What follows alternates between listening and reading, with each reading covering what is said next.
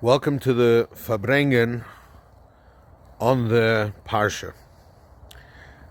So we're going to do a little thought on the Sicha with the backward nun or the upside down nun, depending, because we don't have that in our Torah.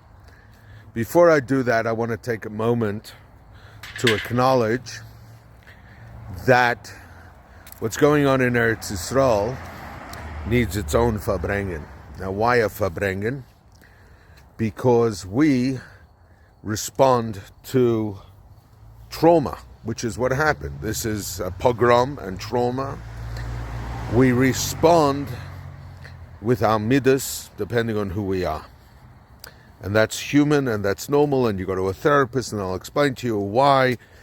When your father took away a lollipop when you were a child, that's why you respond the way you respond, and whatever, $5,000-$10,000 later, you'll figure it out. Then there is a Torah response, how a frum yid should respond. And then it's a question of al pi halacha, what are the laws, everything else. Then there's a higher level where you need to respond as a Jew who is affected by Chassidus, the hashkaf of the Baal Shem Tov, etc. The highest response is to change the way you're responding based on the Rebbe's teachings. And if you don't change the way you respond based on the Rebbe's teachings, is one of two things. Either the Rebbe's teachings are so part of who you are that instinctively you and the Rebbe think the same way.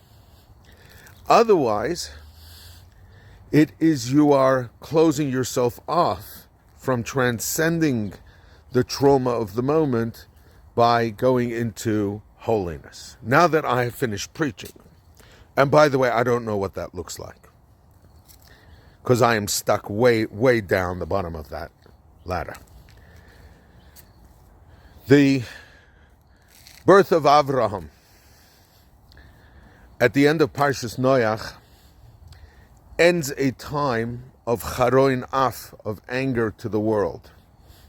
Nevertheless, we see that the world was sustained to a point that people who were wicked and corrupt lived amazingly long lives. Amazingly long lives. And of course, Kabbalah explains to us that this is because the Eibishter in his infinite goodness was supporting the world, and therefore you could get away with all the garbage you wanted to get away with. Avraham comes along and the situation changes. Now there's a time of Torah.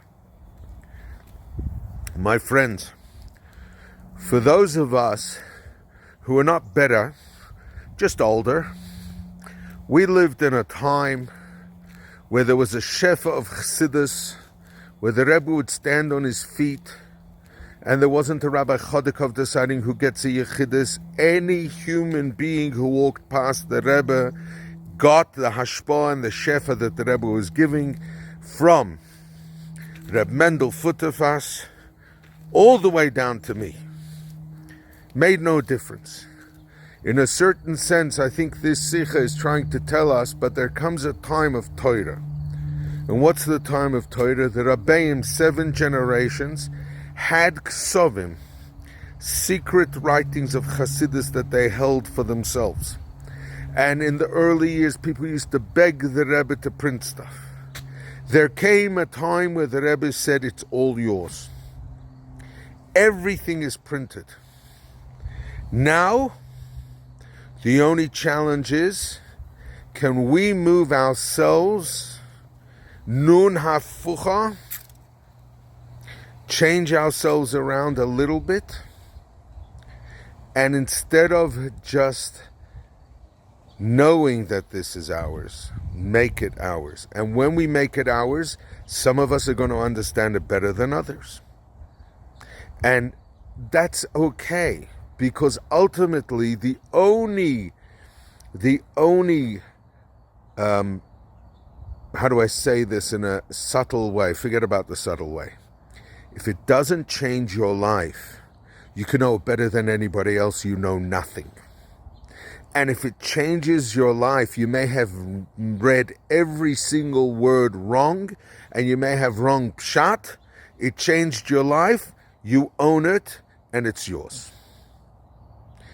Learn the Sicha, chew on the Sicha, ingest the Sicha, change yourself, transcend the garbage that's going on in the world, live with the Rebbe, live with holiness.